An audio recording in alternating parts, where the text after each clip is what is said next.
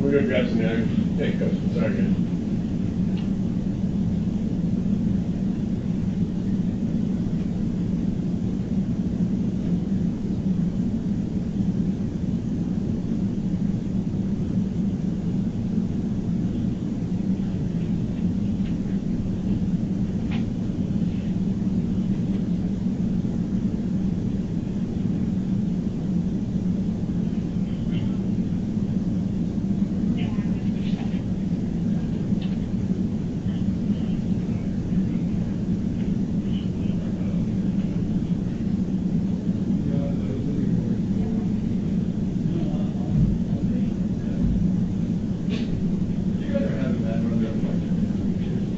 It's getting pretty good.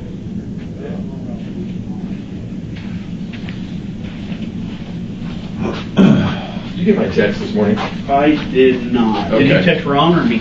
I don't know. I texted whoever was communicating. I was Probably communicating. Ron. Yeah, I've got a 10:30 conference call I got to make, Okay. and so we'll see how things are going here. I may just step out. Okay. And, no big deal. Yeah. Oh. Are you tired of meeting with us yet? That's okay. Be honest. It's not about being tired about meeting with you guys. It's it's kind of like I think of it in my mind. It's like an aquarium, and when you go your hand on the bottom, and then all of a sudden all this stuff comes up. So it's the stuff that comes up. That's a good analogy. Yeah. Brings up all kinds of stuff. And doubt and memories and and connections, and then you let it out. Yeah. No, I get it. And then you just like start beating yourself up because how could I ever done anything like this, or get involved with people like this, and how could I be deceived so much, and how could I be so stupid? Well, don't beat yourself up. all that comes up. You know what I mean? Yeah. So that's the hard part of it. And hopefully this is the last time that we have to talk. But we just needed to go over a couple more things, just some clarifying questions, since we've been doing the investigation that have kind of come up again. Okay. Okay? Do you need water or anything, or are you good? I'm okay. Okay. You remember Vince? I hope so. Fremont County. Fremont That County? was a nice one. I do. So, how's everything been going? You getting back to normal life and back on track and... Trying to, once in a while something comes up, or, some reporter comes up, or, Or you get a call from Garrett saying, hey, these guys want to talk to you. Yeah, or like, usually it's reporters that are reaching out to people to get information about me, because, I haven't talked to the media. So they're always trying to get some kind of info. They're still trying, huh? Okay, Zulema. So, like I said, we're down here just to ask a couple more questions.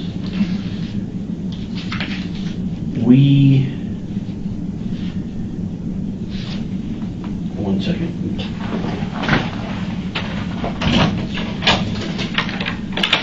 You gotta go. Yeah. You prepare for it and boom. So. But I was saying that when we were walking in, we left, I think it was 51, 52 in Idaho, and came here. Yeah. It's awesome. This is. It's awesome. We're doing a remodel on our house, and it's, it's opened up to the elements quite a bit. And we started it in January, and had a section of the back wall that was about that big, as big as that wall, that was opened up, and just had a tarp up over it. So it was sealed up. The wind wasn't blowing in, but the air was, there's no temperature variant at all, and half of my ceiling in my home was exposed to the roof, and so the cool air would just come in at night and just pour in there. And I think the concrete slab at my house got chilled down to about 45 degrees, and it took it until probably April to warm up, because it was always cool. But we've had it opened up so much that we've been really enjoying the nice weather, because I would hate to be doing this in August. It would be miserable. I was just going to ask, so is April, the end of April, 1st of May, when stuff starts heating up and really gets going? It's when it gets warmed up in the day. You'll have highs in May. It's always a joke about when the first 100's going to be. It's usually April or May, and then it'll be Saturday. Yeah, right. It's right on track, but then we'll go back down and it'll be 92. But 92 is warm. You step out in 92 and start playing basketball, you're going to feel it. That sun's intense, but the mornings and evenings are wonderful. My experience is, and you've lived here a long time too, that even into June, you'll come out in the morning and it'll be 68, 70 degrees, and it's beautiful. But then, as soon as that sun, that's the big difference, is that when do you hit 95? If it's 2 o'clock in the afternoon, who cares? If it's 10 o'clock in the morning, all right, now we're talking. Yeah. That's when it starts getting intense, when it's 95 at 10 in the morning. And then you're like, okay, yeah, it was 70 this morning, but we warmed right up. So you'll get if you're here Saturday, you'll get a taste of it. Yeah, for sure. Yeah, everyone that I know right now is getting happy because it's getting into like 65, 75, and we're all like, yeah. Finally, golfing, Oh my God. Too cold. So. Sorry, that was my wife. No. Hey, you got to answer when she calls. So, Zulema, as we've been going over things, we've been going over reports that you have given to Gilbert initially with Alex's death. And some of those statements that you gave them don't match what you gave us the last time we talked. So I just wanted to clarify kind of why you told them something completely different. Okay? So when I was discussing last time with you about... Was this the day that Alex died? Is that what you're talking about? The day Alex died. Okay. So do you remember anything that you told those guys as far as Lori and Chad? Or...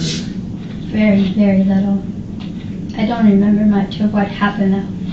To tell you the truth, there is a part of between 2 weeks there that there isn't much, it's very foggy for me. But that night specifically, there are certain things that I remember, but not all of it. And I don't remember, I can't put a timeline together. I don't know what happened first and what happened next. I don't know which one was first and which one was second. I really don't. I've been trying to put it together, but I haven't been able to. We've also never seen what statements she's purported to have made, so it's Well, I can let you look at a copy, but so when Gilbert Police, let me just preface this. We're just trying to eliminate some of the things maybe defense for Lori and Chad are going to bring up during trial. Okay? And part of that defense could be that they try to pin this on other people, right? So, or make you not look as credible as what you are in case you have to testify. Mm-hmm. So, in order for us to make you look credible and to use what you say in court, we want to kind of jump out ahead of any type of defense that they're going to bring up.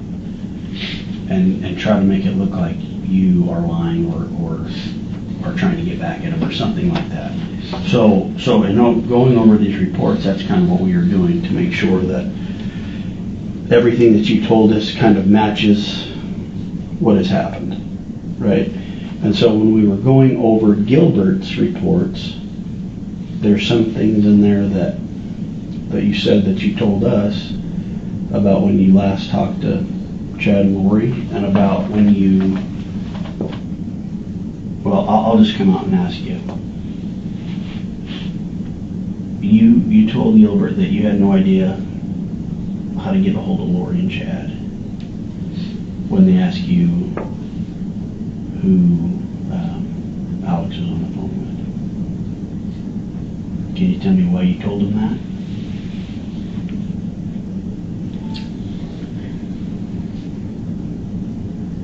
I wonder why I would have said something like that, because I told them that they were on the phone with him. Right, and they asked you how to get a hold of him. And in your statement,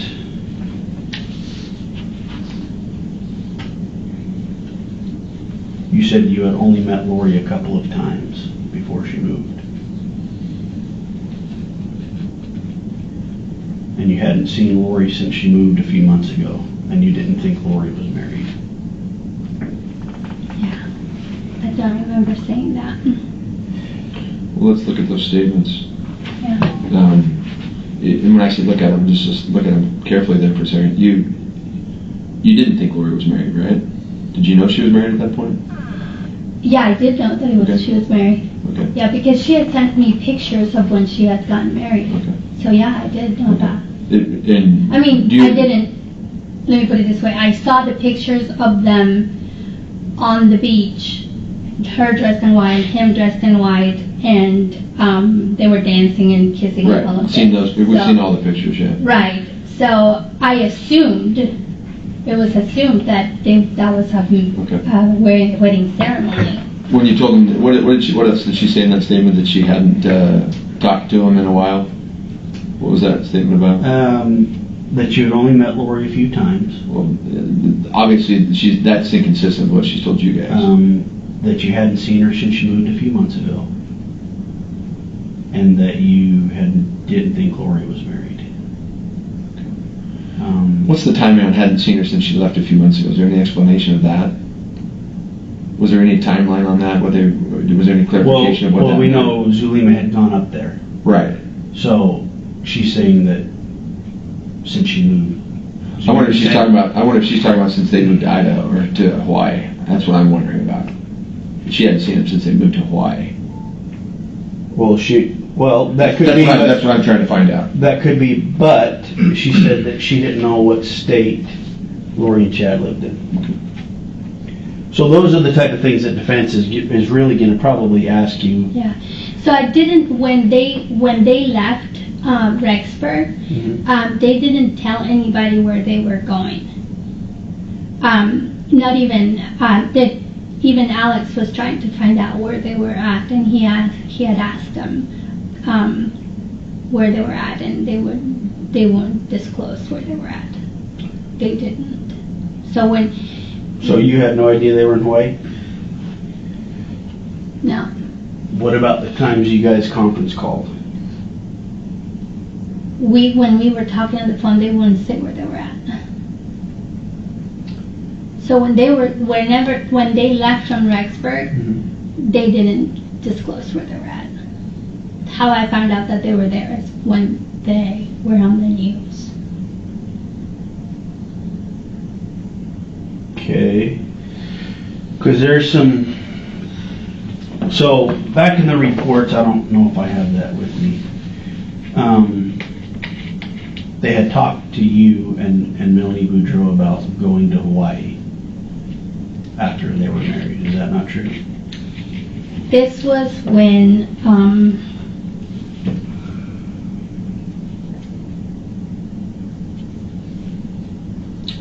I can't remember when he was. I remember them saying that. So hold on, let me see if I can put a timeline on that. Our timeline that we have has that roughly in November, and then they go missing in December, November 26th. Mm-hmm. And then you had some conference calls with them the first week or the first week of December. Mm-hmm. You and Alex and Melanie Boudreau. Mm-hmm. And Ian was on the phone. And so I'm wondering, based on all that, and then Yeah, the this one. statements to Gilbert. So she says, this could be you, come to Hawaii. And this What was, day was that? that was on November 9th. This was, Okay. was the day that they sent this, The pictures. the pictures. Uh-huh. And Who that's, sent that to you, Chad or Lori? I think this was Lori's. Okay. And she sent it to me and Alex. Do you have that number? Yes. Where is it? I just lost it. Dang it.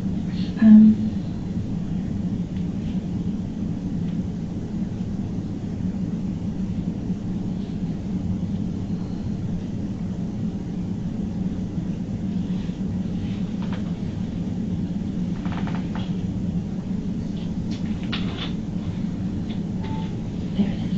Okay. This one. Those phones can be a I pinch. don't know what I'm doing. Yeah, I don't have to find the number over there. It might be right there. Maybe. No. It should be there. 2 participants. Okay, so that one was from 480-692-9562. And I remember this, I responded to her with a scripture. Because they were still trying to convince me to move. No, to be clear, they didn't tell you they were living there yet, right? I mean, No. this was them for a wedding. They came back after this, right? They came back after this. And then it was long around Thanksgiving that they vanished. Right before And Thanksgiving. is that when you didn't know where they went? That's when I didn't know where they went, yes. So when you say come to Hawaii, it wasn't, hey, we're living here, come move to Hawaii with us. But I believe they had conversations saying that after they got married, they were moving to Hawaii. Okay. With Zulema? And Melanie Boudreau. Okay. No, I don't know about Melanie, but And so that's why I was wondering, when it comes to the Gilbert reports, you say you have no idea where they're at or how to get a hold of Lori, or you've only met Lori a couple times. Do you see what I mean? Yeah. Where there's a discrepancy. Yeah, absolutely. So that's why we want to talk about that, and I wanted to know why you had told Gilbert police that you kind of really didn't know Lori or where she was at. you know, and before I don't want you answering something about having potentially misled Gilbert Police Department until I hear the statement. I mean, I think what she's told you guys is the truth. Right. And that's what the agreement was, is that she was going to come in and tell you guys the truth. So, I mean, there's a discrepancy between the two. I mean, clearly. Right, and that's why we're trying to get out in front of it just before trial. Right, sure. We just want to figure out if you in fact did make that statement, and if you did, why you made that statement. Do you remember making that statement? Okay. I don't remember. I remember going to the hospital. I remember them putting me in a ambulance, and they took Alex in another ambulance. And I remember them taking us to the hospital. And I remember they started working with him, and then they put me in a room. And I don't remember much of what happened between that and until the time that they brought me back to the room for me to turn off the machines for him. I don't remember when I was taken back there. I don't remember whether the person that came to talk to me, was it before or after that? I don't remember, and I can't put it together. I can't not put it together. Okay. I don't even remember the name of the person that was there. I don't even remember what he looks like. So if I was to see him right now, I wouldn't even recognize him. I have no idea. There's nothing right there. Then I remember when I turned off the machines, they told me, I remember somebody came saying that I couldn't touch him anymore, that he was considered a crime scene, and that I needed to leave. I asked for a couple of minutes with him. They gave me I don't know how long, but they gave me a few moments with him. And I remember coming out of the room, and my son-in-law came, and I remember him saying to somebody who was there, we're going to get a lawyer right now, so speak to our lawyer. And then I remember leaving. But I don't remember when that happened. You know what I mean? There's no correlation there for me. Okay. None of it. I'm going to time right now, because I'm going to make that call. Okay. Let me do that, and then I'll come back in as soon as I can. You guys feel free to chat about anything other than this, and I'll be right back, because I'm just going to,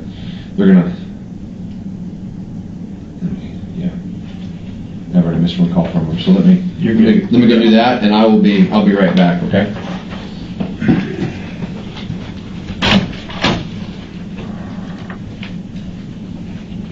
Have you been to Rexburg or Idaho since? No. It's getting to be nice up there. Is it? Yeah. The last time I was there was cold. Yeah, it's cold, It was cold for me anyways.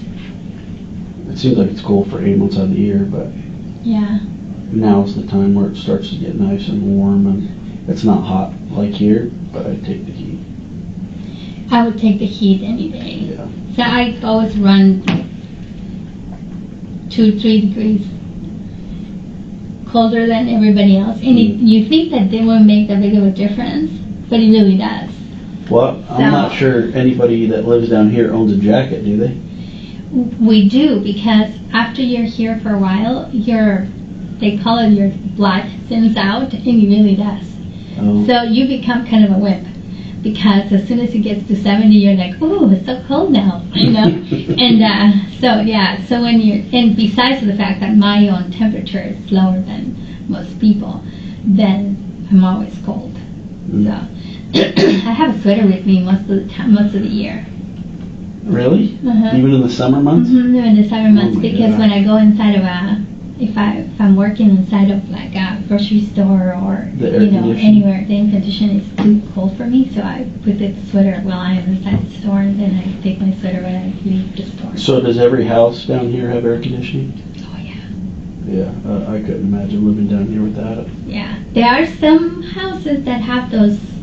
They call them the swamp coolers, Oh, yeah. and some houses run on those ones because it's cheaper to run that than to run an air conditioner. But it's not the same. It's not the same. Well, I think even in Idaho they have swamp coolers. Yeah. But the older I get, the more I hate heat and cold. So I like it between probably 80 and 90, somewhere in there. So in our summer months, we run the air conditioner. Yeah. Even though it doesn't get near as hot up there as it is down here. But yeah, I like it. It's nice. Down here? Yeah, to be able to walk out. It's nice for a change, but I don't know if I can live in 110 degree heat for 4 months out of the I can year. do that. So the first summer is really, really tough because your body is not used to it yet, and you're like not really. Well, during the summer we don't do things outside.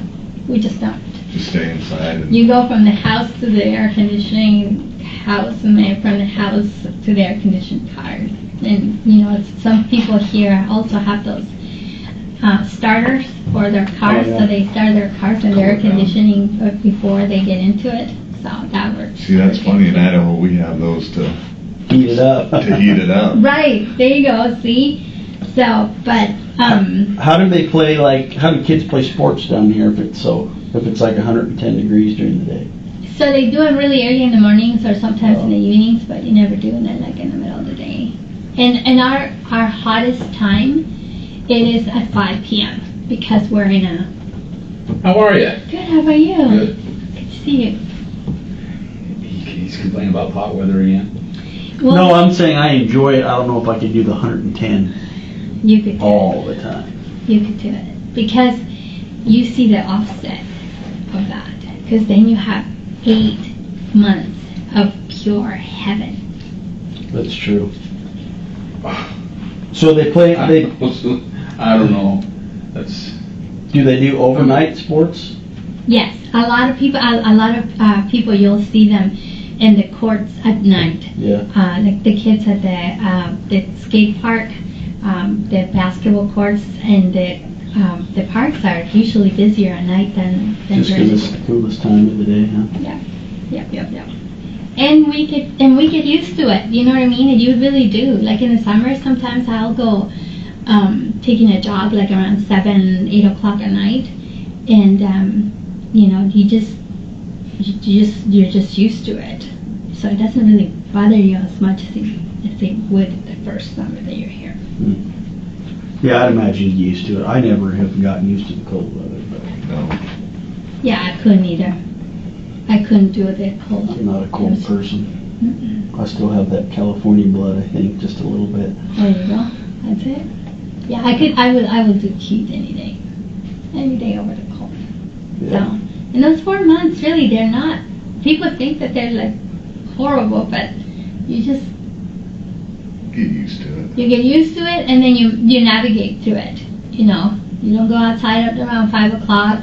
You're just not gonna do that. Until your air conditioning breaks, and then you have to wait a month for a repairman to come because they're so dang busy. So here they don't let you wait a full month. That they'll only make you wait for up to 24 hours and no more than that. Oh, that's not bad. Well, Because it's like emergency here. You know what I Yeah, mean? you Your could die. AC needs Yeah. to be fixed. It needs to be fixed right away. that'd be the work to get into. You'd probably make good money being busy too. They are busy during the summer. Oh, wow. Extremely busy during the summer. So, some people, when that happens to them, they just go to a hotel for the really? for the night, and then they just come back to the house the following day. Yeah. Especially if you're an elderly person and you really can't move or go somewhere, they could get pretty sick. Yeah. Or die really with heat stroke. Yeah. They're stuck in a house. Yeah. Hmm. So, definitely, like, it's something else. Like I remember one time, my AC got broke down, and we had to wait until the fall. Like it broke in the afternoon, so we had to wait until the following morning. So we had to be without AC throughout the night. We had all the windows open, we had all the fans going, and it was miserable. Yeah, I couldn't imagine. Because it was like 98, 99 degrees inside the house. And see, that's the thing with the cold, though. You could always throw more blankets on or True. dress warmer. Yeah. Right? With hot, you can get completely naked, and then that's You're just still it. hot. Yeah. True. And at the time, I didn't know, they make these things, this makeshift things where they put these buckets, right? And you put ice inside the bucket, and then you put a fan on the top, and then the air that is coming through the sides, you make holes on the side of this bucket, so then when you put the fan on top, the air that is coming out of those holes that's a is good cold, idea. so you can actually have a makeshift AC in That's a your good room. idea. So anyways, at the time, of course, we didn't know that you could do things like that. We could have done that. Yeah, that's a really Yeah. good idea. It's a really good idea, actually. Huh. So, you'll find all kinds of things that you can make on YouTube. When you're in desperate times, yeah. Exactly. YouTube will help you with all kinds of stuff that you have to do. So, Well, my kids both play soccer, and my daughter plays softball. okay. And so they're always practice every night, after school, or games a couple times during the week on Saturdays. But I couldn't imagine, but it makes more sense they would have them later. Yeah. Because I couldn't imagine them playing in 110 degree weather. Yeah. It would just, I'm sure a lot of kids would get sick with heat stroke or something if they were. Yeah. And they do have, like season sports. There are certain sports that are like, the winter sports, the spring sports, and then some of them that are summer sports. But summer sports are usually like swimming or like gymnastics or, Something like inside, things, yeah. most of the stuff is inside, yeah, like volleyball and stuff like that. So, yeah, they don't do much outside during the summer. I don't do much outside during the summer, actually, to tell you the truth. I take my grandkids sometimes to the park and take them like super late, like right before it gets dark. So we walk all the way to the park. Sometimes I drive them, but sometimes we walk so that they can get them really nice and tired. And they play for a little bit, and I'm like, okay, guys, it's getting dark, let's go. Time to go and Time go to go, bed. I'm go to tired. bed, yeah. Well, I'm Tired sure of that playground equipment gets scorching hot during yeah, the day. You can't even get on it. Well, if you, I don't know if you've seen them, but a lot of the parks here have those big, what are the things called? Like an umbrella type deal? Yeah, they're like made, like they're in a triangle. They're this big, huge Like shades for the equipment, so that the kids can actually play on them, because otherwise they get too hot. Yeah, the They'll sun burn heat, themselves. Yeah. So yeah, most of them have the shades on top of them. Yeah, that makes sense. Something that you wouldn't see probably in Idaho. No, but even in Idaho, I mean, in August or July, and it's 95 out. I remember taking my kids to the park, and you get on those plastic slides. Yeah, and they burn their legs or their hands. So how far do you live from the police department here?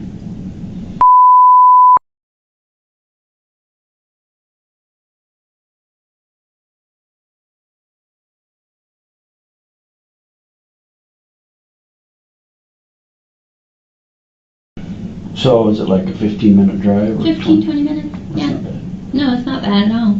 So, seems like, like Chandler and Mesa and Gilbert, it's like, they're so close together. It's like one city. Kind of one thing. Yeah, just kind of one thing. We ended up getting to go to a Diamondbacks game last night. You did? That was fun. That's a cool experience. Yeah, Isn't it? That yeah. place amazing? It was Yeah, fun. that was a fun night. Yeah, you like once you go on. Well, we call him Bob because the first name that he had was Bank of America Ballpark. Oh, okay. So everybody used to call it Bob back when they barely built it. Now he has had like 2 or 3 different names, so depending on who's sponsoring it. Yeah. So I don't know what kind of name it is. It's now. Chase. Chase. Chase Stadium. Chase Yeah. Stadium. Okay, so, but it's just the experience of walking in there and seeing this, amazing structure. It's just an amazing structure they have there. Yeah. Did you guys get to see where the kids' place that they have? So up top, they have a terrace.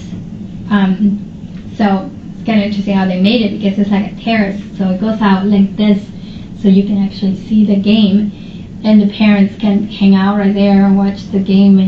And right here they have a playground for the kids, and they have batting cages for the kids. Really? So then the kids can actually be playing and and entertaining themselves, where the parents are Watching the drinking and watching Yeah. the video or whatever Nice. they're doing there. Yeah, so yeah, it's pretty amazing place. Yeah, we tried going up to the second floor, and they had it shut down.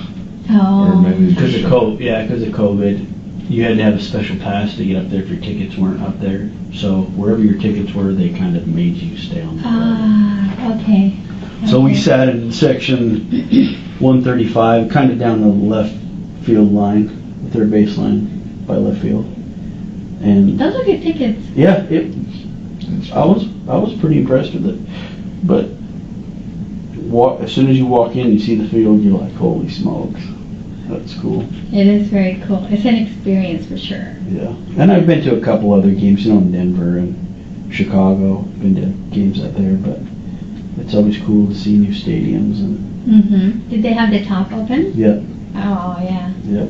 And when we got there, the top was closed. And then they opened it. And I didn't even know. Did you notice them opening it? I didn't even see it. The next thing I looked up and it was open. I'm like, what the heck? Yeah, it's very cool how they do that. Sometimes they open it up and they have the Air Force do a flyover, and then That would be also cool. sometimes because the top all those they look like it's their walls, but they're really not. Well, they're panels. So all the panels can actually go like this. So they're actually all the way up on the top. It actually opens up like this. So you can really? actually see all the way outside. So for the 4th of July, if there's a game on 4th of July, what they do is that they open the top, they open up all the windows up on the top, and then they have fireworks display. That'd be cool. That would be cool. The coolest thing ever. It is so cool. And then on that day they let you on the field. Oh, they do? Yeah, they do. Oh. So I was there for one time for 4th of July. It was pretty amazing. So do you go to a lot of those games or no? Not anymore. I used to go a lot more when my son was little. He loved baseball, so I used to take him all the time. And then my youngest daughter liked it also when she was little. So then I used to take them both to the games Oh, cool. a lot more. But now they're both grown and they do their own thing. Do they still go? They're not cool. I'm not cool to be with mom anymore.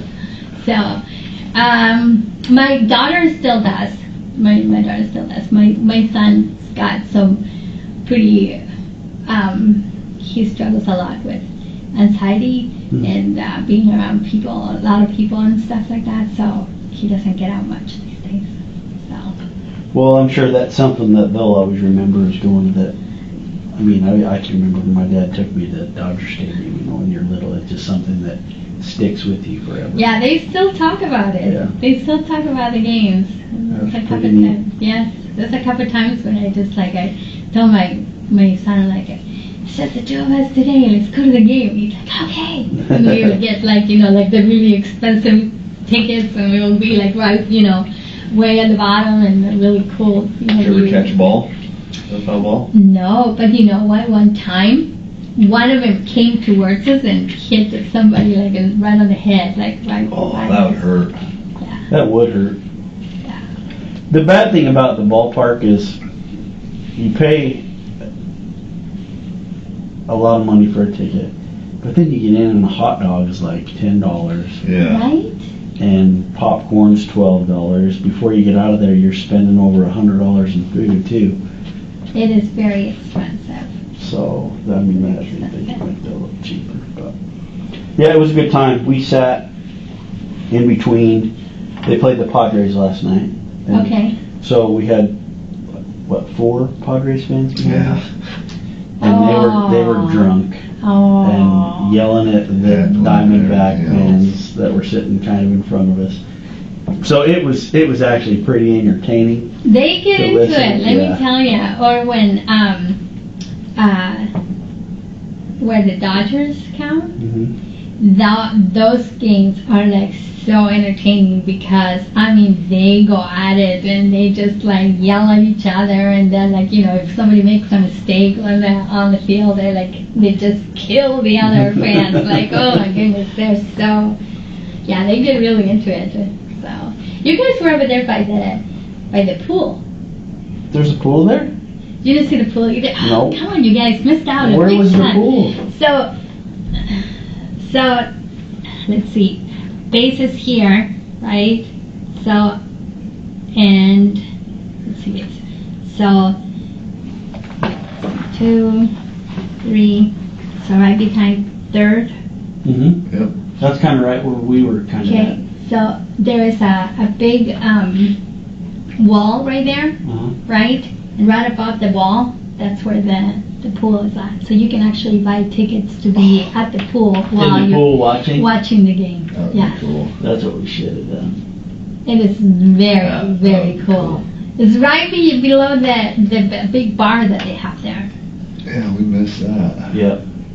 So right, because there's only one main gate, right? No, there's gates everywhere. Oh. See, we went, I don't even know where we were at. But So, we walked, the gate we were at, you walk straight through, and it's kind of right where our tickets were. okay, So on the left field side of that gate. okay, all right. So, you guys were coming more from like the Washington Jefferson side more so than Probably. the street number side. Yeah, we had to walk through like a parking structure Okay. right there to go through. But yeah, it was a good time. I'm glad we got to do that when we were down here. Yeah, that's an experience. I really, really would recommend that anybody to go and take a look at that place. It's so amazing. I wonder how much season tickets are. Because this would probably be the year to get season tickets if you could, because nobody's really going because of COVID. Yeah. Yeah. Might be cheaper. Maybe a little cheaper to get, but they're probably pretty dang expensive. I don't know. I remember,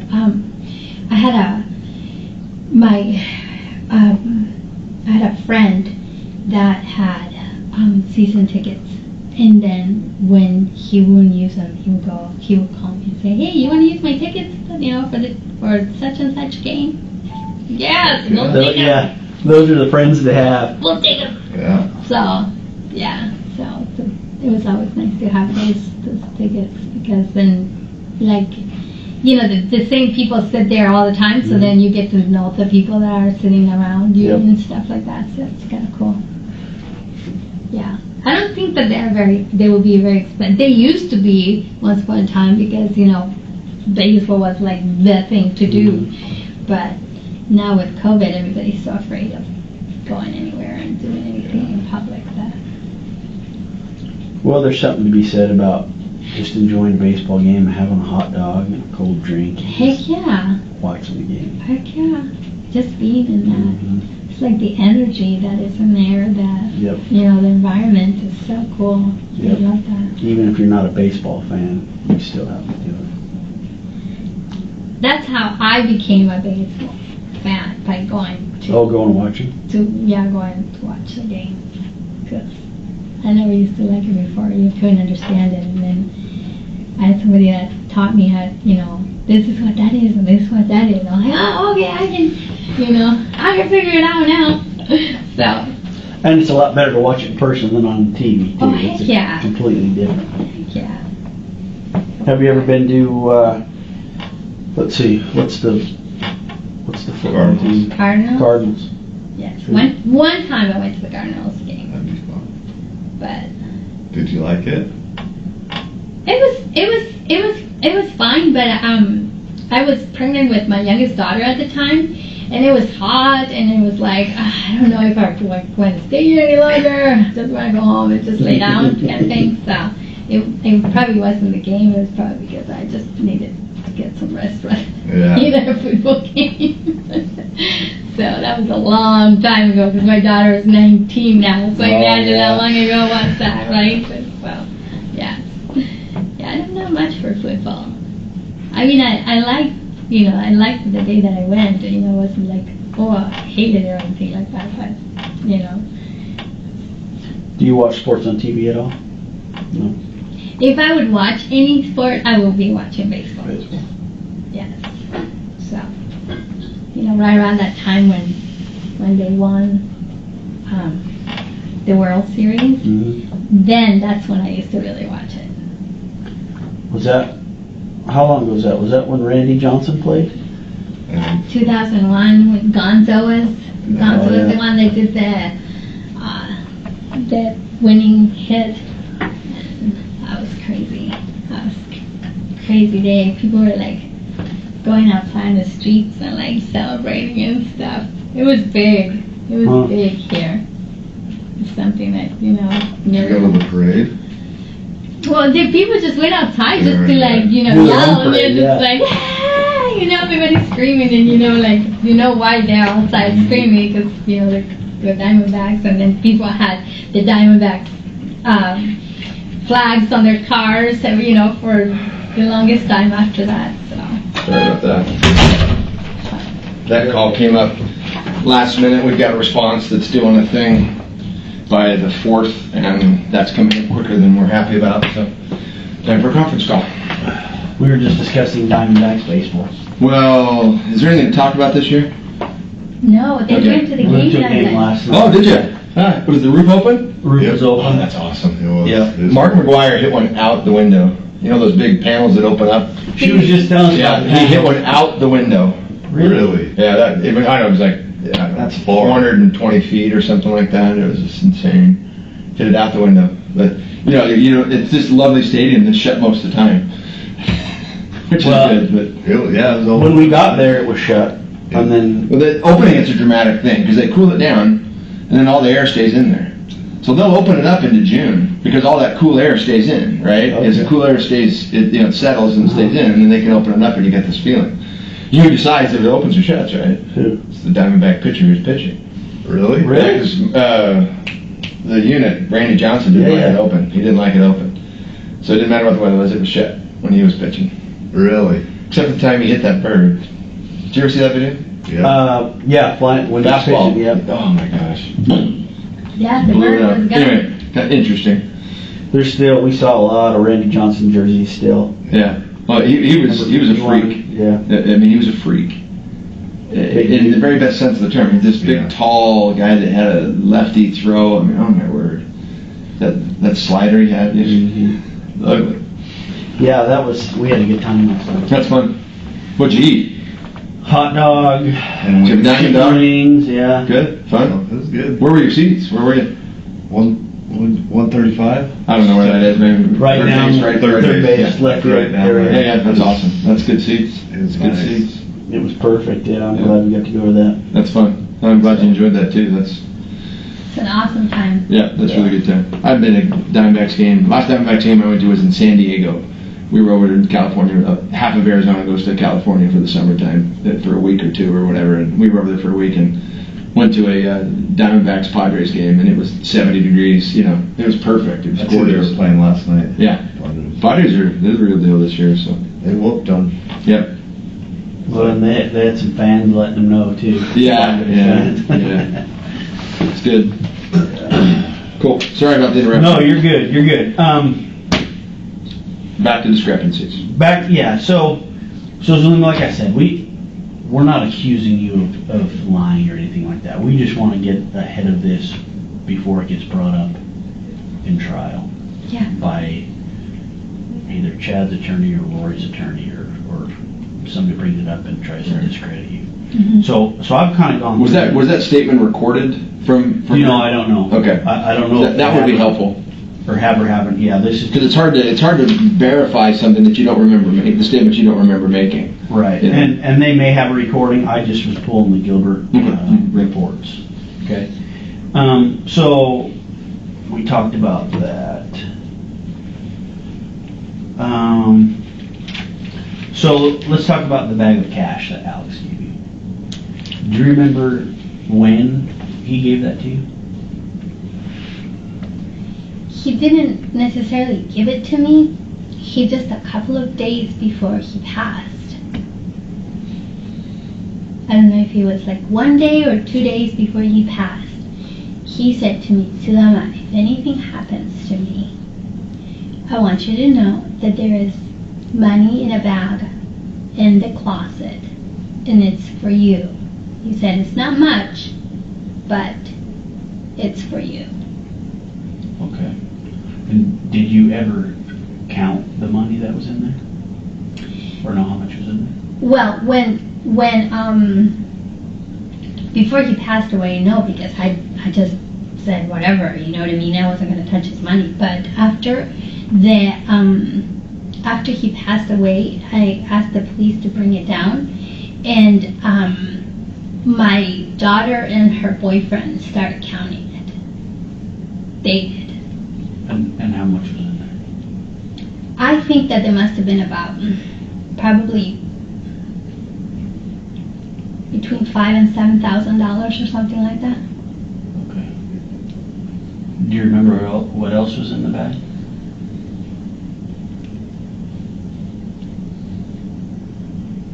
I still have the bag. Do you still have everything that was in it? Yeah, Do you remember what it was?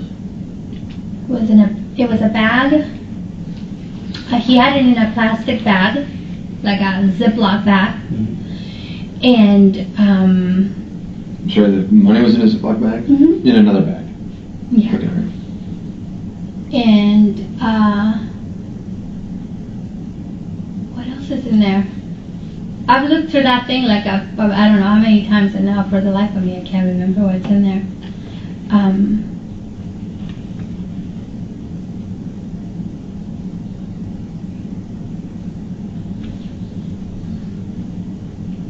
There might have been a pair of headphones in there.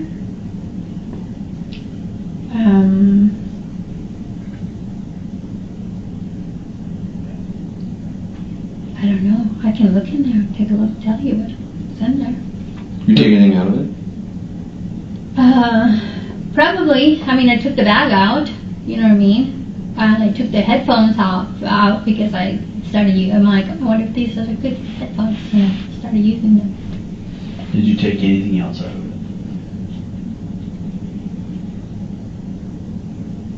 It's possible. I wasn't paying attention, to tell you the truth. Was I supposed to be looking for something? No, I'm wondering, because we had reports there was some other things in there, Yeah. and Like what? like there was a gun associated with the bag of money. Oh, okay. That's what you're asking for? You're asking for the guns, but the guns were in separate bags. With- Not in the same bag of not in the bag of money. The bag of money was it's like a black duffel bag type thing with a zipper. Okay. And then there's the guns that he left. They have their own case, and they have, it's like a case, like a gun case, and then the gun goes in one thing, and then it has the clips, and So just so I understand, the gun case was with the next, bag of money, next. but not inside the bag. I don't think so. No. And just so I'm clear, the bag of money was in a Ziploc bag inside of another bag. Yes. And the gun was not inside the bag with the money, nor was it inside the bag that the money was in. Am I saying that right? Yeah, it has its own. Okay. Yeah. Its own Separate. Okay. separate bag with a zipper that goes around like that. So when you open it like a book. Okay, so in the duffel bag that the money was in, what else was in the duffel bag?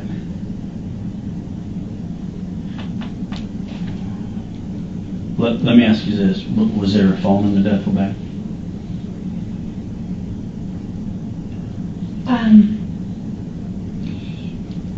Yeah, I think that's where they found a phone, because they took it. They took a phone. Who? The The police? Gilbert police took a phone that was in there, because it's in the inventory that they left. When they take things, they give you an inventory of what they take or whatever. That there was they said that there was a phone. It's possible that they found it in there, but I don't know where they found it, to tell you the truth. But they said that they did take that phone. Take a phone? A phone. Okay. Mhm. You don't know where they got it from? No. Good. It's possible that was in there, yeah. It could have been in Alex's pocket. The phone they got. Well, Alex didn't have any clothes on so Yeah, I was Yeah. flip about it. Maybe it could have been somewhere else. it's possible, yeah. So you don't remember anything else? Did you ever go through the bag before your kids did? No. And so when Alex gave you that bag, or told you if anything ever happens to me, did you ask him like, why would anything ever happen to you? Was that an odd statement that he had made? I did. I said, don't say things like that, Alex. I said, why would you say something like that?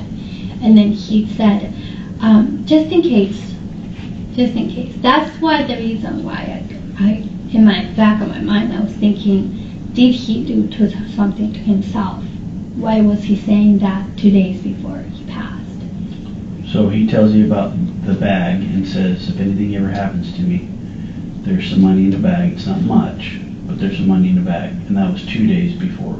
Yeah, either the day before or either the day before he passed or the day prior to that. So the last 2 days that he was alive. Okay. And then, so when you had let's go back to the conversation that you had with Alex when Tammy's body is being exhumed. Do you remember that conversation where you said you had confronted him and said, Alex, are you going to have anything to do with this? Why would you think that he may have something to do with it? So,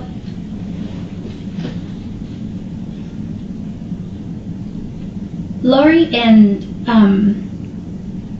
Chad had called that day, and they were the ones that told us that they were exhuming her body, and the way they were talking, they weren't really saying anything like, "Oh, we're worried" or anything like that. It was more of like a feeling that I had that was like, this is really weird. Like, shouldn't they be like having this kind of reaction type of thing? You know, not like so nonchalantly, "Oh, they're exhuming her body today" type of thing. And I was like, why are they so not nonchalantly about it? Like,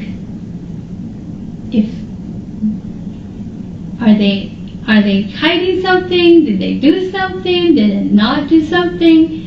And so that's why I wanted to. I knew that if I asked Lori and Chad about anything, they probably wouldn't say anything. But I thought that if they had been doing something, if he had done anything, Alex would probably tell me. So that's why I pressured him. I'm like, would you have anything to do with this? Like, that if they exhume this body, and are they gonna find anything? Did you have anything to do with this? And he said no. But I mean, I don't know if that was true or not. Do you know what I mean? Okay. And the reason I ask is because, let's say, if my wife gets a call and they say one of her friends is being exhumed, that wouldn't be a question I would ask my wife is, did you have anything to do with this? That wouldn't even cross my mind. Do you know what I mean? It would be more like, hey, we're telling you it's getting exhumed. Right. Information-wise, this is what's going on. So that's why I wanted you to maybe expand a little bit on maybe why you thought or suspected Chad and Lori may have done something to Tammy, or that maybe Alex had known about something or had done something. So remember that they were saying that Tammy had become a zombie. Mm-hmm. Remember that? Yep. And they were talking. I don't know who was saying who, because they always like, oh, I was told. Lori would say, I was told, and then Chad would say very little, and then it was kind of communicated through her. So it's kind of hard to tell who the information was coming from. But they were saying that Tammy was supposed to die on her trip to Utah. She was supposed to have he had seen it in a vision that she was going to die in a car accident in the way there, or something was going to happen that she was going to pass away. Okay. And then when she didn't pass away, then what they were saying was that she actually did pass away, but what happened was that she was taken over by an evil spirit, and then they were that she had become a zombie. Okay, so in the back of my mind, here I am thinking, okay, they said the same thing about Charles, right? And then Charles ended up being shot, right? I'm thinking, okay, you guys are not trying to say that you guys are going to do something physically to people who are, who are turning into zombies according to them. That was my thought.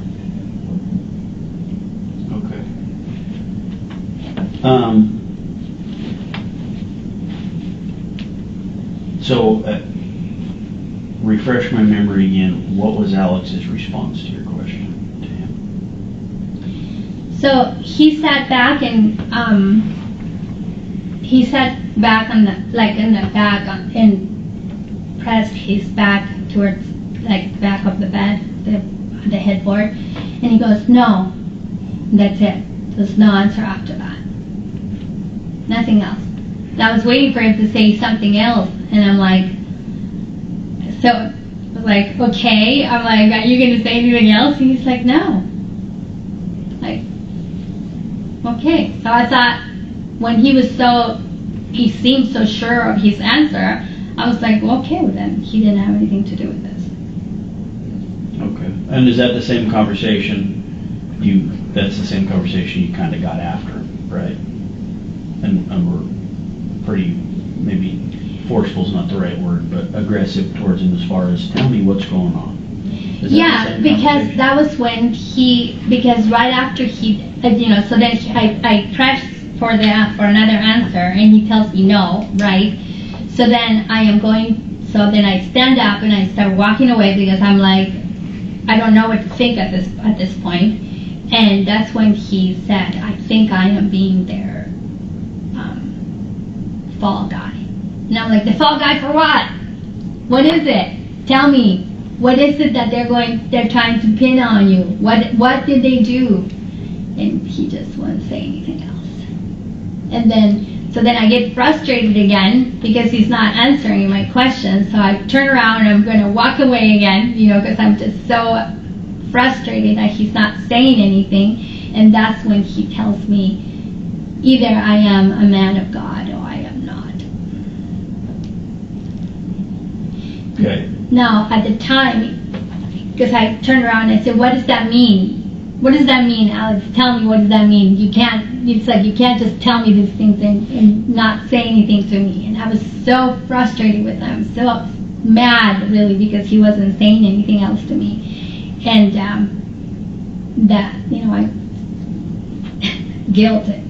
I thought for sure that I had probably given him a heart attack because I was, kind of pouncing on him, Now putting it all back, and now I understand that,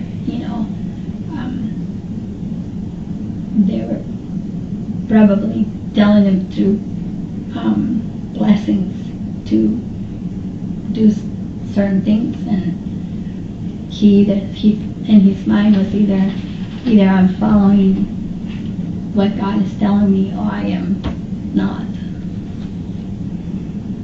Did you have a question about that? No. I thought I saw you writing something down. Okay.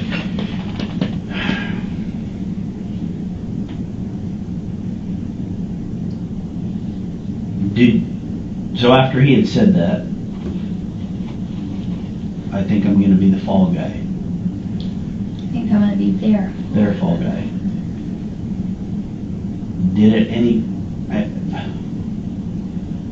Did you think that Chad and Lori had done something to Tammy?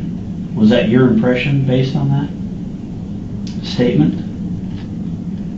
I didn't know what to think at the time. I didn't know what to think. It was so confusing for me at the time because I saw at the time I still saw Lori and Chad as a very spiritual, kind, loving, charming, law-abiding, God-fearing people. Okay. So there was no, to me, it would be like, you know what I mean? So even when he was when he said that, I was like, the fall guy for what? Like, what was it? What is going on? You know what I mean? And like, I couldn't even process it or put two and two together. What is it? So what was it that they would do? Okay. I mean, these things didn't even come together for me until like months and months and months of me thinking and processing and putting things together. You know what I mean? Because to tell you the truth, until they found the remains of the children, I still thought that there was a possibility that they had them hiding somewhere, that the kids were going to be alive. That's what we all hoped too. I really believed that they would, that they had them hiding somewhere. I believed them. I really did. That's what they were saying, that they were keeping them safe. So on these conference calls with you and Chad and Lori, and then there was Melanie and Ian, you guys talk about a code word to make sure it's safe to talk. Do you remember talking about that with them? Yeah, because remember I told you that the day that Alex and I were going to Vegas, that day when I got back from the spa, he wasn't in the house. And so then I called him and I said, "Hey, where are you at?" And he's like, "Oh, I'm in the walkway, the green field behind the house with Gib and Melly." So he's like, "Just come out back here and meet us back here." So when I got to where they were at, that's what they were talking about. They were making a code word to say, this is safe to talk, this is not safe to talk. Do you remember what the words were? So it was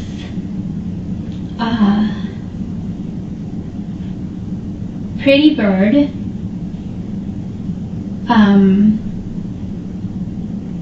and the other one was not happy Bob. Not happy Bob. So which one meant it was okay to talk? Pretty bird?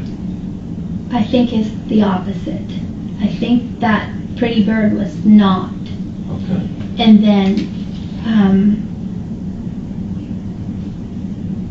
not happy Bob meant it was okay. Not happy Bob. Meant it was okay. Okay.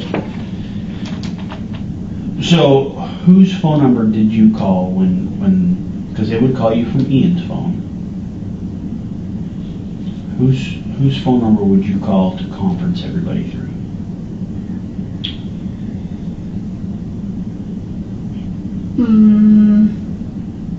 I think they had so many numbers. I don't remember. Yeah, they did have a lot.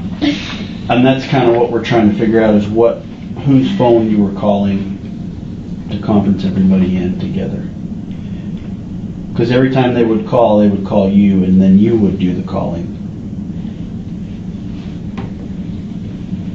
I think so. Or I think sometimes we will call and they will call back, and sometimes they will call and they will answer, and then three-way the other person.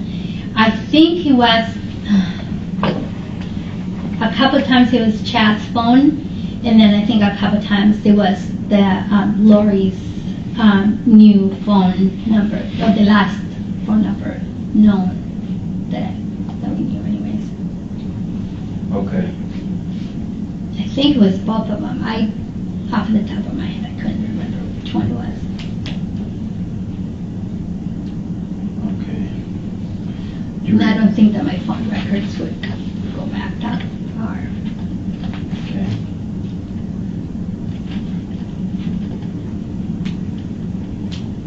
They probably do. The numbers do. Yeah. So a couple times to Chad and a couple times to Lori. Mm-hmm. Just depending on who. Yeah. Because a lot of times they wouldn't answer. They just, remember I told you about that ghosting that they would do.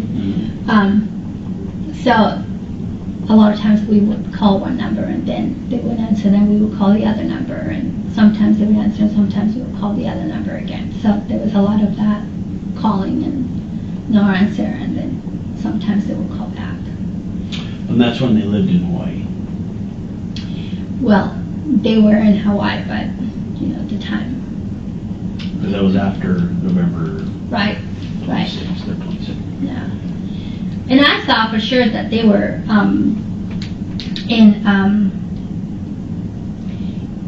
I thought they were somewhere in Utah or somewhere in there, because one time there was this conversation, and they were laughing because they said that Lori had gotten stuck in her car because of a storm, and she couldn't move in her car, and she had to spend some hours or like part of the night or the whole night somewhere until she could actually get through the storm.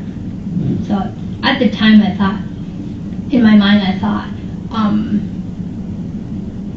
that it was like a snowstorm that she couldn't get through, and I thought, well, probably Utah, that's what I was thinking, but I don't know if it was a storm over there, or were they here still and before they left for Hawaii? I don't know. But Or were they telling you that to put you off? What was the right. It's possible also. Yeah. Yeah. Right.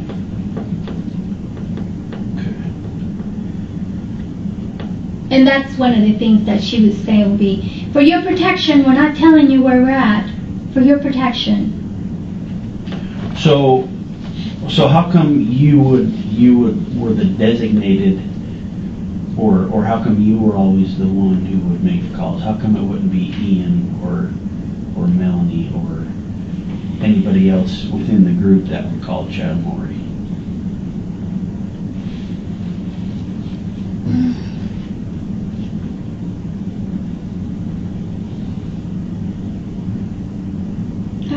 I don't know. I guess it was just kind of like kind of take over kind of thing. I don't know. Maybe. There was no really a particular reason why I would. There wasn't like a designation or anything like that. Did everybody know their number in the group? At that time, no, they didn't, because I remember one of those conversations. I remember that we put Melly on the phone, and I remember she just started crying and crying because they weren't answering calls, and that one of the numbers, I guess, wasn't working anymore, so she hadn't talked to them since they had left Rexburg. And when you say Melly, that's Melanie Boudreaux. Yeah. Because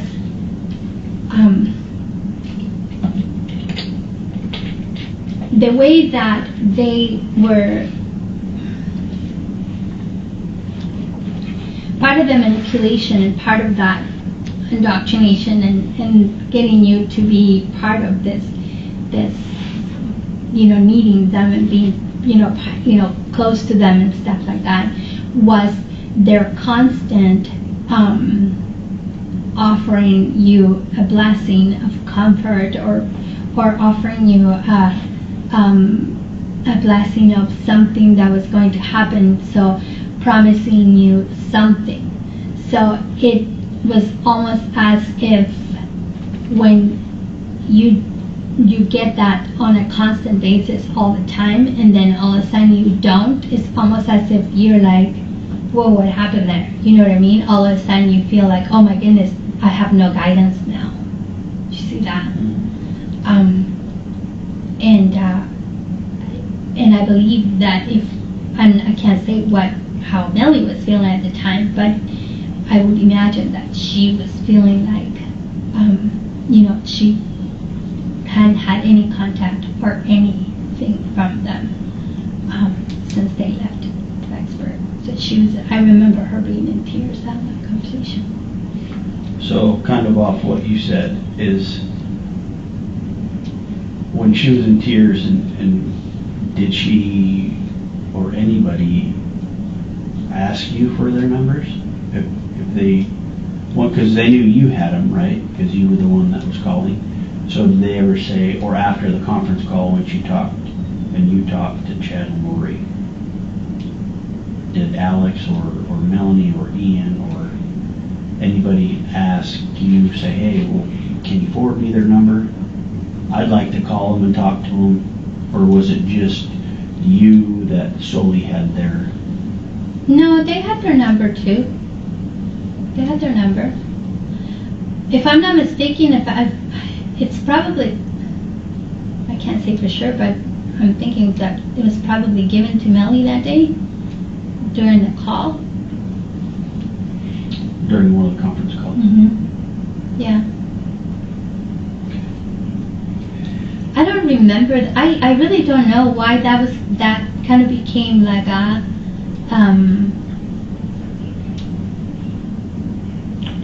pattern. Yeah. Like, I mean, I didn't even see it as a pattern until until you're bringing it up. I didn't even realize that it had become a pattern like that. So, and it's possible that it was part of that, manipulation, part of that, you're the contact person kind of thing, or, putting you in this.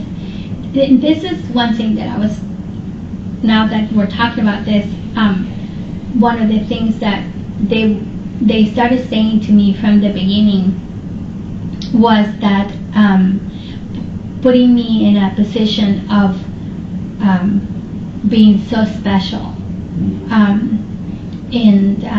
Like Glory and Chad used to say to me often, your mission is the most important one. We have to take care of you more than we have to take care of anyone else, because your mission is most important and more important than anybody else's. They always said that to me from the beginning. Okay. And there was, Lori would say that sometimes when we would just get together, she would, say that, oh, everybody has to, make sure that you're praying and taking care of Zulema, because her mission is the most important. Okay. And if they had some pretty crazy plans, I mean, now it would make sense why I would be the most important, if that's, if that was part of the final plan. So along those lines, with you being the most important mission, and I know we've talked about this a little bit as far as your marriage with Alex. Was Chad or Lori directing you to marry Alex? They were suggesting it, and they were saying that we should be together.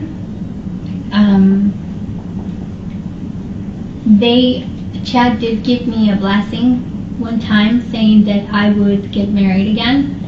And I remember telling me, I don't know about that. I'm like, I already told myself that I was never going to be married again, so I don't know about that. But I do have a feeling, even though I never heard it myself, I do have a feeling that they were probably saying that to Alex. So did Chad or Lori ever tell you, as part of your mission, that you need to marry Alex, or that part of your mission is marrying Alex? So the way that they presented it was that in order for people to finish their missions, they always had to have somebody that was going to be equal in their, in their spirituality, equal to them, and that they were going to be a helper to complete that mission. So then they started saying, Alex will be part of that for you. He will be the person who will be able to help you with your mission, and he will be the supporter that you will need, and things like that. So did you believe that in order for your mission to be complete, that you needed to marry Alex? Did you believe that? I wasn't sure, to tell you the truth, if I really had a mission.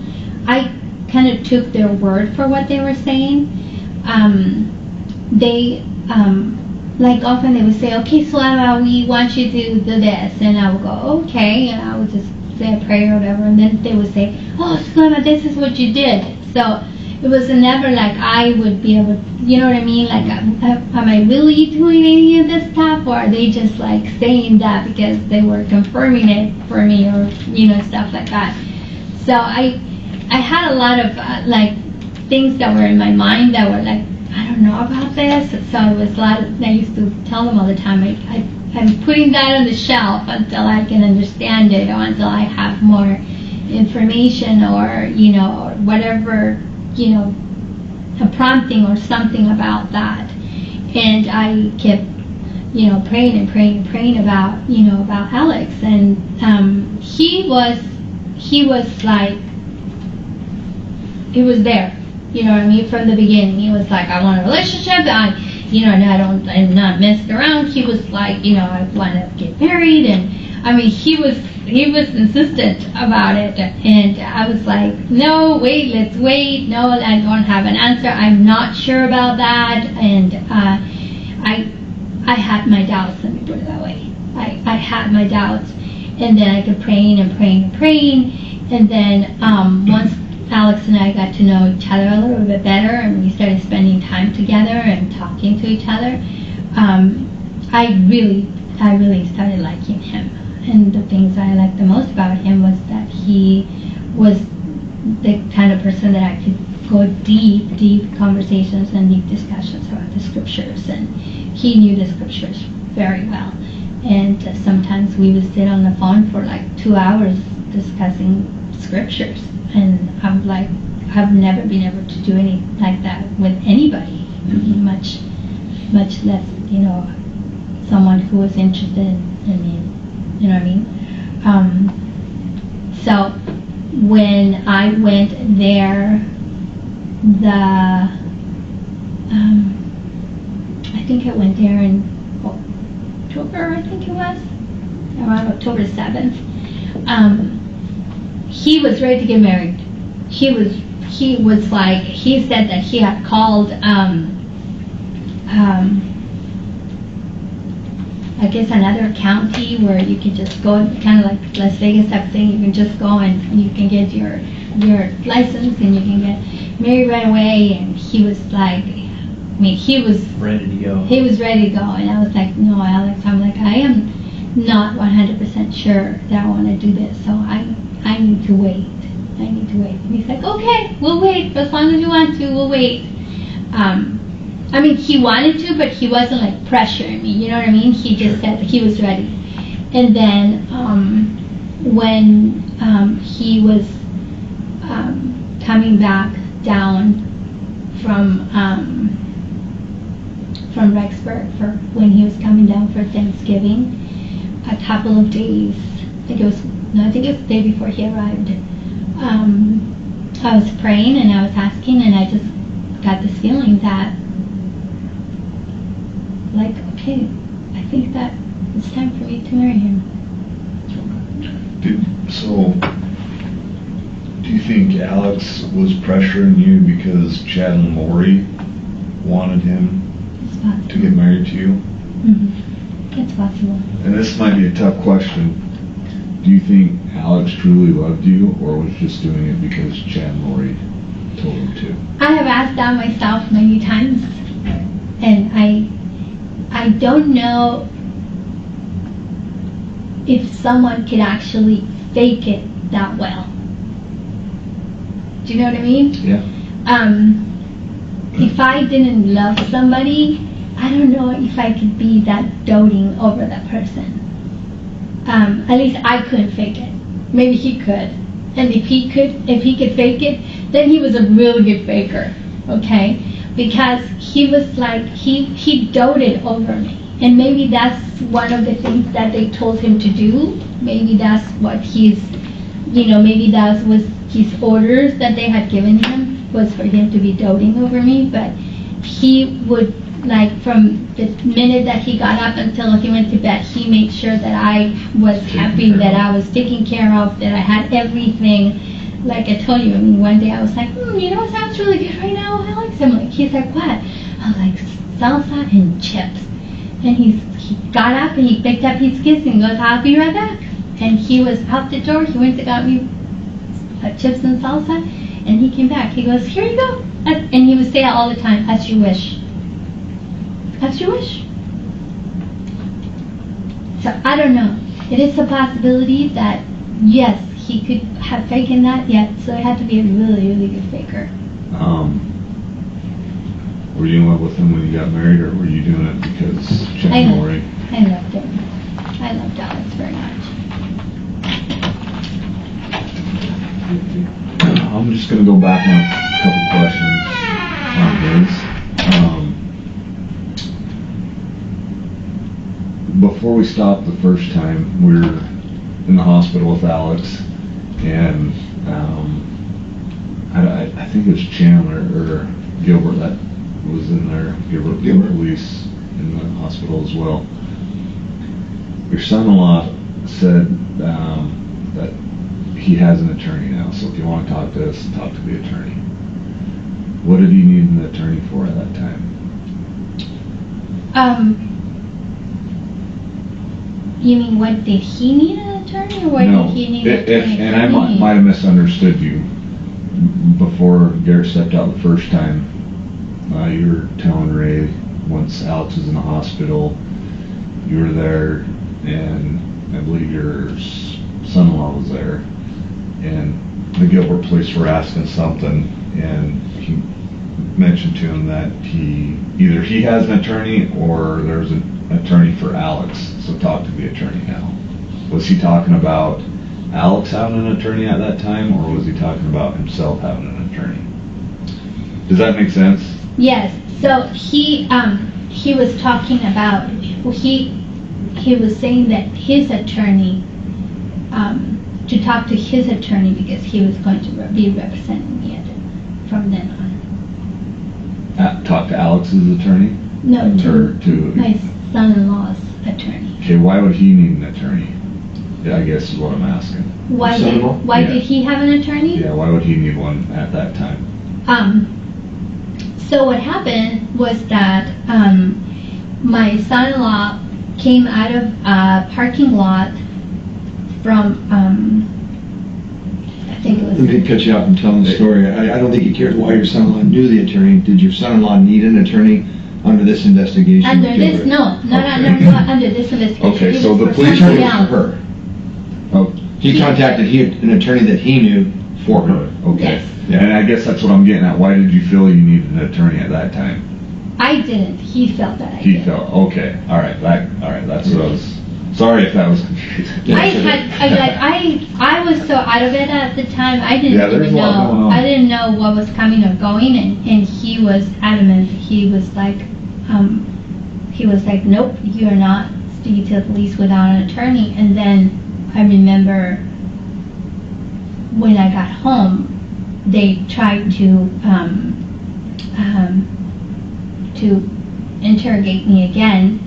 This time they said that they were going to separate me and the kids and interrogate us again. And then again my son-in-law called and said, your attorney is going to be calling Gotcha. the person, and said, just because he had taken me to his car, and so he's like, just get out of the car, tell him that he needs to talk to your attorney, go inside, tell the kids that you're not answering any more questions, and that to talk to the attorney from now on. So I went inside and I told the kids that. Was there a reason why he thought you needed an attorney? If you know. Or was it just, he knew, because you know. He had a really bad experience with the police just prior to that. That's the reason why he knew that. A really bad experience. And he just... Didn't trust police. Yeah. During the time when you talked to Lori and Chad and Melanie, you ever have any other phones, or did you always just have your one phone? And the reason why I ask this is because throughout this whole investigation, there's been throw phones over here, throw phones over there. You mentioned throw phones last time you and I spoke here. Did you ever have any other phones or phone numbers? No. Okay. This is the only phone I ever had. I did get a phone, like I told you guys, the day that Alex died, because the police took my phone and I needed to have a phone until they returned it. Okay. So, And I might have been dozing off or something. You might have already talked about this. Well, I know we talked about the code words and all that. When would you need to use code words, and why did Chad and Lori think that code words were necessary? so the way that they had expressed it was because, you were a high-level 6 dark person, and so I'm was sure you your, would have been too. I mean, that's just. Oh, yeah, and so was your partner, right? I'd be his boss. And you guys were seeking their destruction, and you guys were working with Kay seeking their destruction, and they needed to have protection because, they were saying that the kids were safe and they had them in a safe place. So, in order for them to be safe from you and you, Kay, and your partners, because you were all very high-level dark people. Gotcha. Okay, that makes sense. Do you mind looking in your phone to see if I've got a number, and I was wondering if it might match up to someone you might know. Okay? It's 602-290-7288. 602-290? Yeah. Nothing comes up. But for some reason that 290, isn't that part of Alex's number?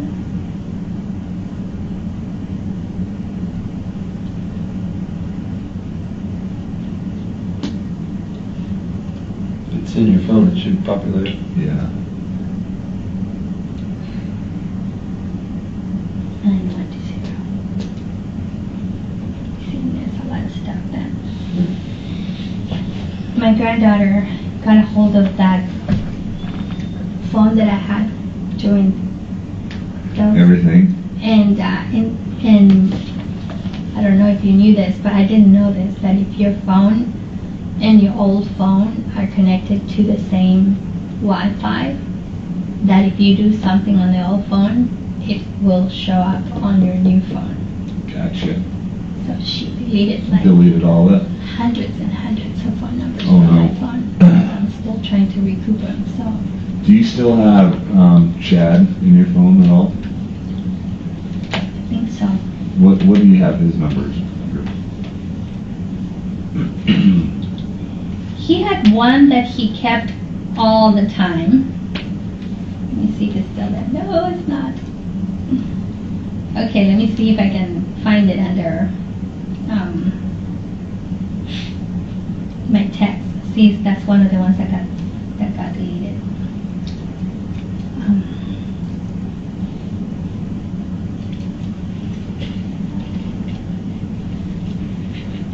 Okay, I have 208-690-9374. Okay.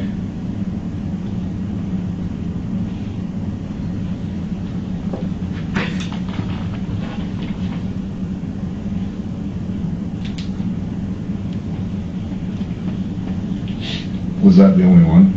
I'm looking, let's see if there is any other ones. I don't see another one. Okay. I know, throughout all this, looking into stuff, Chad went by another name, Raphael. Do you have that in your phone by chance? Oh, let me see. Maybe.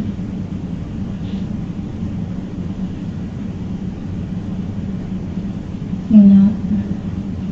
I don't. But, Does that ring a bell with you though, the Raphael? mm-hmm.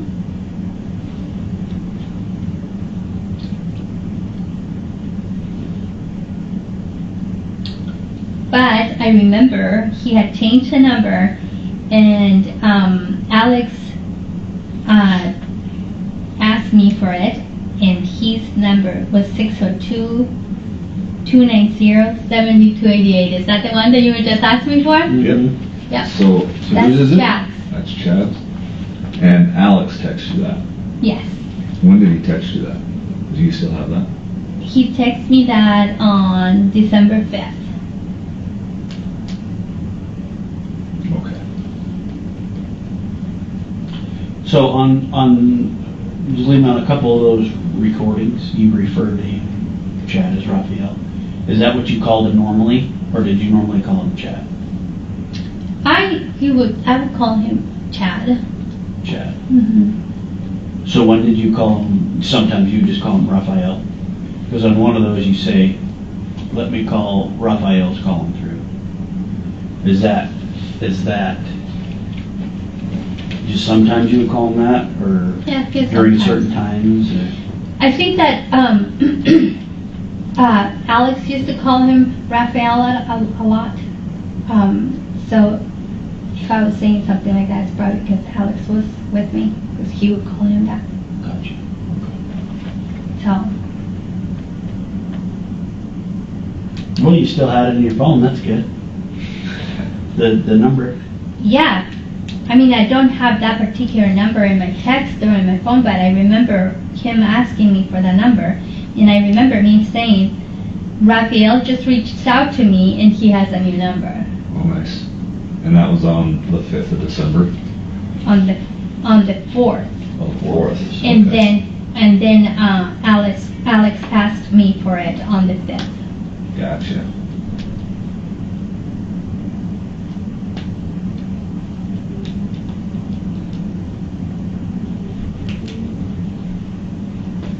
And then on the 6th, I remember he went and got pizza for all of us to have dinner. And then on the 7th, he went to Mexico Okay. and came back sick.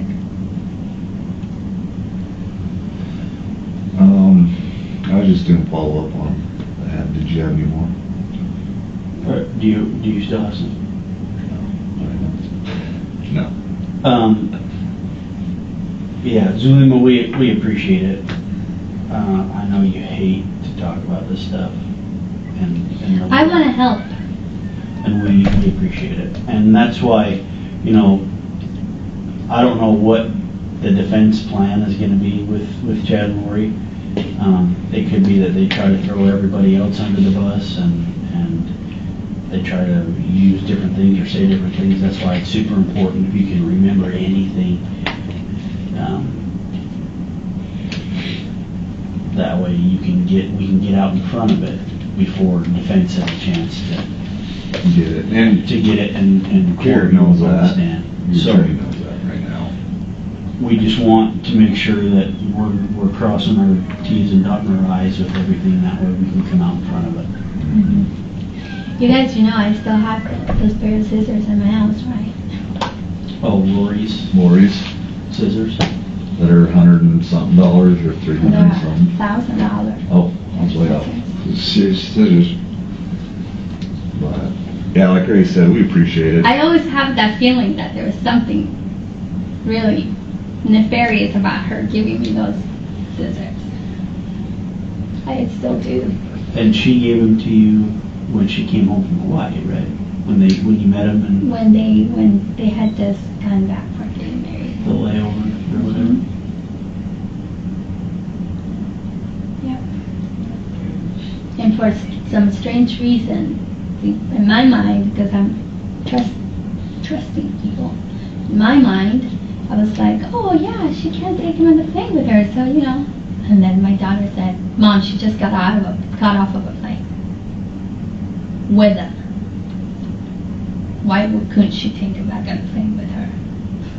Well, let me do some checking. Maybe, do you want them? Or do you? I don't want to have anything to do with I mean, that. maybe we can just, It's just really, it's so bizarre.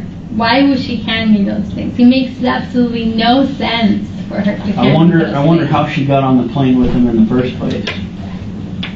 And then didn't want them to go. Does she on check another bags, do you know? Because they could be in check bags. Yeah. I don't know. Oh, yeah, I guess I could. If there was a check bag, or it could have been missed, you know. Lots of possible explanations. And but- the other thing that I remember that I was telling Garrett was that when we were in Vegas, I don't know if you guys knew, but Alex was a massage therapist, and my back was bugging me, and after the trip there in the car, and he said, he's like, I'll just give you a massage and just fix your back. I'm like, okay. So, but for some strange reason, this is really weird. Like, for some strange reason, at the time, of course, I didn't think anything about it, but now I'm like all creeped out about it. He said that we needed to find a Walmart because he wanted to buy this big, huge piece of plastic to put on the bed so the oil didn't get on the bed. But it was one of those ones that you put on the floor when you Painting. paint. Okay. And we went to Walmart and we got it and he put it on the bed And this is when you were in Vegas? when we were in Vegas. Yeah, it was the day after we got married. So you put it on the bed, Yeah. and he gave you the massage. And then what did you do And with the weirdest thing about it was that, and this is when it gets even weirder, because after that I fell asleep. Okay, because I was so relaxed after the massage. I was so relaxed, fell asleep, and then I remember waking up. I was in and out, and I could hear him talking, and I was like, "Who's he talking to?" And I kept like trying to wake up, and finally I made myself wake up, and I'm like, "Alex," I'm like, "Who are you talking to?" He's like, "Nobody. I was talking to myself." I'm like, "Okay." So then. I remember I took a bath, and I said, let's watch a movie. And he was on his phone, I think playing his game or something, and he was like super quiet.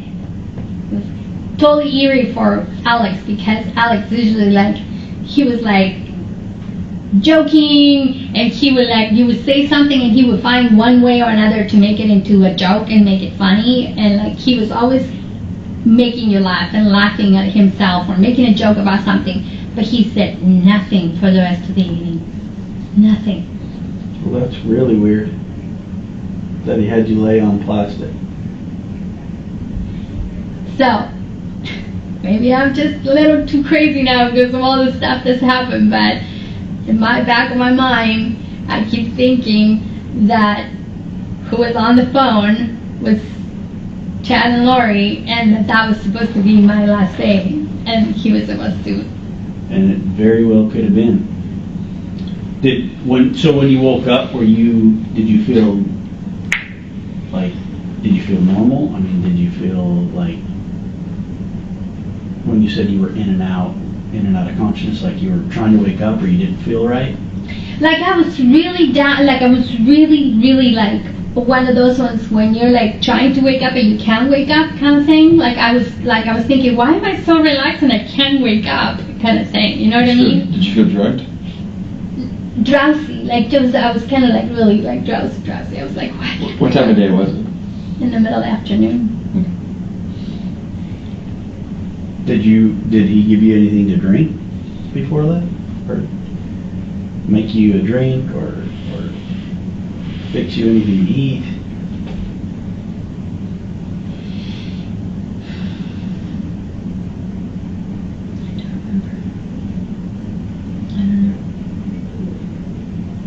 I mean, I remember us going to get something to eat, and then we came back to the hotel, and I remember we did have some drinks with us, I don't know, maybe I might have had like a No, I didn't have a Red Bull that day.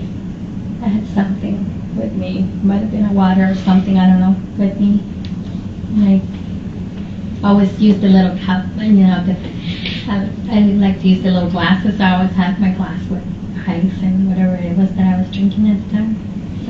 So did he give you a massage? I mean, did you have oil on Not enough to use? Warrant the drop cloth. what a drop cloth, you know what I mean? It just didn't. At the time, I had no question about it. Now I'm like, well, why would you necessitate a whole drop cloth all over the bed to give me a massage? That just doesn't make any sense to me at all. So did And then the fact that he was quiet for the rest, that he said nothing, like nothing after that. He was quiet, and that's so not Alex. Alex is not quiet.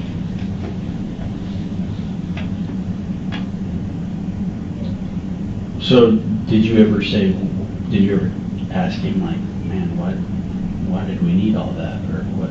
No. And so you heard him talking to somebody. And I believed him, and he was talking to himself, you know, at the time. You know what I mean? Trusting him completely. And that was right after you guys were married. The day after. Yeah, it's really weird.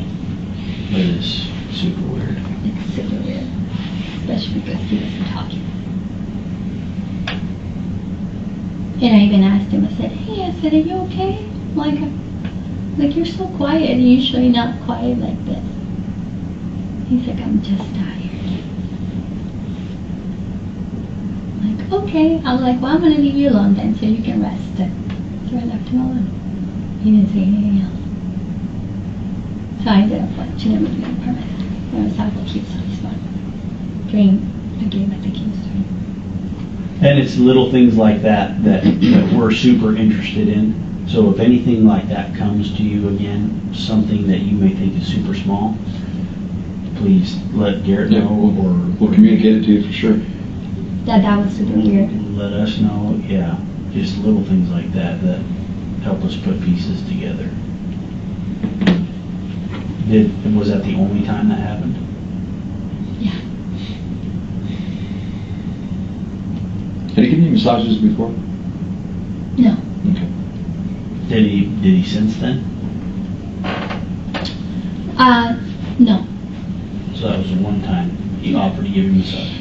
When we would get together, sometimes he would come and he would put his fingers on my neck and he would say, "What is it with you people? With you translated people that have such big, stressful shoulders," or something like that. He would say that, but I wasn't the only one that was receiving it. He would do it to everybody else, just kind of like relax the neck.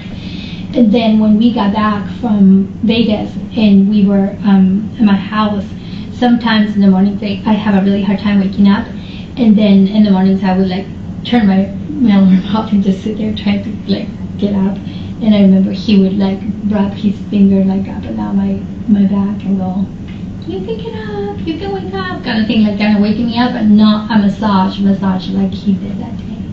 So when you woke up from that massage, did you feel like you were way too groggy than you should have been?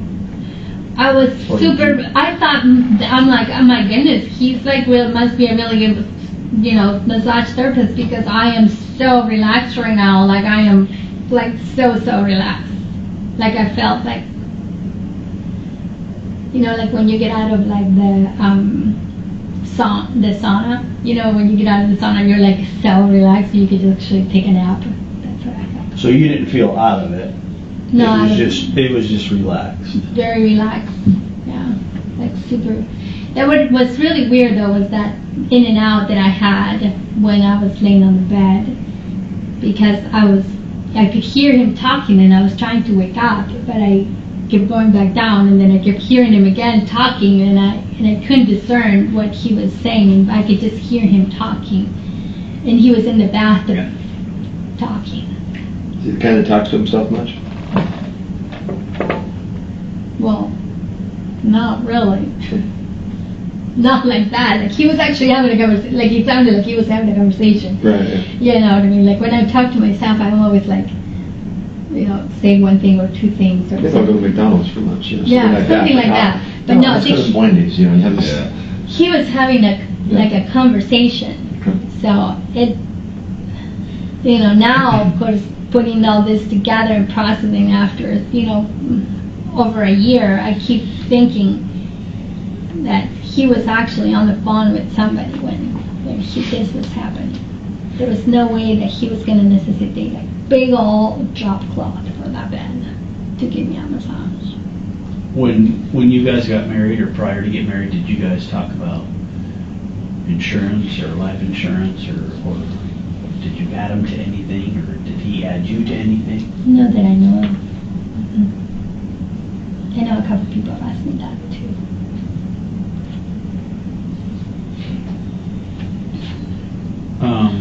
But I wasn't the one that I wouldn't have had any knowledge of that, but Lori would. Okay. Because Charles was in that business. So We're here till Saturday, so if you want to give us those scissors, we'll be more than happy to take them off your hands and you just lock them into evidence. okay. If you don't want them, No, I we don't. can take them from you. You don't need me. Just bring them by here anytime. It's important. That would be great. Mhm. We'll be here till Saturday morning, Yeah, I think so. so anytime between then, that'd be fantastic. Yeah, that's not a problem. Yeah, I'll just bring them over because I think tomorrow is my report day, so I don't have any cases tomorrow, so I'll just drop them off sometime tomorrow. Maybe Awesome. I'll just Nice. make it into my lunch hour so I can get a nice little break from There being you in go. the computer for Enjoy the 15 nice hours. warm weather. Zulema, do you have any questions for us? Anything we can answer? Anything at all? I have a lot of questions. Well, A lot of questions. I have a question on this people's sanity. I always ask myself whether it's because these people are insane or because they're just led by evil,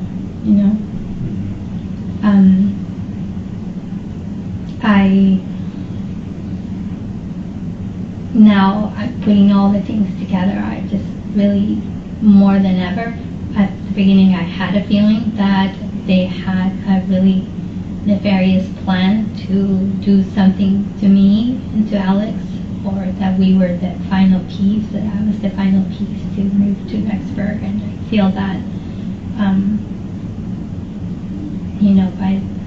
by the grace of God, I didn't move there. And I always feel that kind of like dodged the bullet by not moving there. And if I would have moved there, things would be very different today. probably. I would have thought. And now more than ever, I think that they had. And of course, the question is in my mind about, was Alex being true? Was he lying? Was he being told to do what to do? Did he really have a relationship with me because he just was following what Chad and Laurie were telling him? You know what I mean? All that. And at that time in Vegas, was he supposed to kill me that day? Was he being instructed to do that? And I was thinking like, okay, he couldn't go through with, killing me, but then it's a possibility that he would have gone through to kill himself. So, all that, I have a lot of questions. That's a lot to weigh on your mind. So, Well, and I'm sorry I can't remember much of that night. Alex passed away. I just don't there's no, I can't even put what happens first and what happened that time at the hospital. Okay. Can't remember much. Well, if, like I said, if you have questions or you want to reach out or something, go through Garrett or Always. you still have my card. I do, yep. I've got you in my phone. So, I may not have the card, but I've got you in my phone, so it's better than the card. That's it. Cool. Okay, well, thank you again. Thank you. Thanks. Thanks, guys. Good to see you again. I'm Yeah, glad you guys got to good to enjoy see you. April in Phoenix. Yeah. Well, and you got us to go see a Diamondbacks game. So we're- Next time you guys doing got to go good. to the pool. Yeah, exactly. You guys still on track for July? I'm not sure. Probably not. Yeah. We were talking about that. I said I would be surprised if it went, but Yeah. No, it'll probably be pushed back a little bit before. good.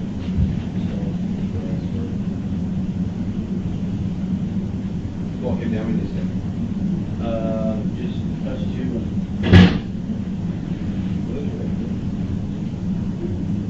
We're ready? Yep. Thanks. See you, Ray. Ron. Ron, sorry. Ray, Ron. Did you get my text this morning? Did you get my text? Yeah. Okay. Just want to make sure I still have the right number, so. I'm getting moving. Enjoy your stay, guys. Yeah. Anything, let us know. We'll do. Thanks. Appreciate it. Take care, guys. Yeah, thanks.